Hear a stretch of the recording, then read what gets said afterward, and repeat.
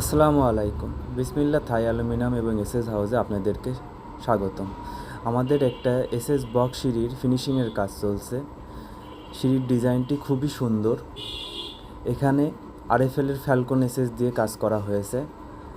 এরকম ডিজাইনের সিঁড়ি করাতে অথবা আপনাদের পছন্দ অনুযায়ী ডিজাইনের কাজ করাতে স্ক্রিনে দেওয়া নাম্বারে যোগাযোগ করুন অথবা ইনবক্স করুন আমাদের ডেসক্রিপশনে দেওয়া ফেসবুক পেজে।